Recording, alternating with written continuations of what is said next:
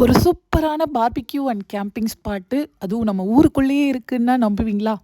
நெறைய பேர் போயிட்டு வந்திருப்பீங்க. பட் நான் இன்னைக்கு தான் ஃபர்ஸ்ட் டைம் போயிருந்தேன்.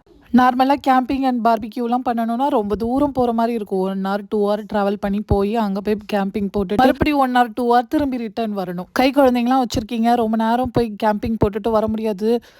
பீச்சில் விளாட்ணுன்னு ஆசையாக இருக்குது. அதே மாதிரி கேம்பிங்கும் போகணும் அப்படின்னு நினைக்கிறவங்களுக்கு கண்டிப்பாக இந்த ஸ்பாட் வந்து ரொம்பவே யூஸ்ஃபுல்லாக இருக்கும். போய் செக் பண்ணி பாருங்கள். அஜ்மானில் இருக்கிற அல்சோரா பீச் தாங்க. அங்கே ஃபிஷ்ஷிங் இருக்குது, கேம்பிங் இருக்குது, டென்ட்டு போட்டுக்கலாம், எவ்வளோ நேரம் வேணால் ஸ்டே பண்ணலாம். No time limit. ஷார்ஜாலேருந்து ரொம்ப பக்கம். பீச்சில் பிள்ளைங்க ஜாலியாக விளையாடிக்கிட்டு இருக்கோம். நம்ம ஒரு பக்கம் கேம்பிங் போட்டுட்டு அழகாக கதை பேசிகிட்டு இருக்கலாம்.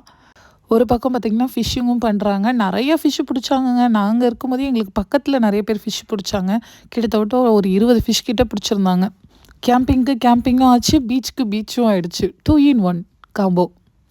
ஒரே ஒரு குட்டி டிஸ்அட்வான்டேஜ் என்னென்னு பார்த்தீங்கன்னா, ரெஸ்ட் ரூம் கிடையாதுங்க. அது மட்டும் கொஞ்சம் கஷ்டமாக இருக்குது. மற்றபடி நல்லா தான் இருக்குது. நான் இதான் ஃபஸ்ட் டைம் வந்து இத்தனை வருஷம் கேம்பிங்கில் இந்த பீச்சுக்கு போயிருக்கேன். நிறைய பேர் சொல்லி கேள்விப்பட்டிருக்கேன்.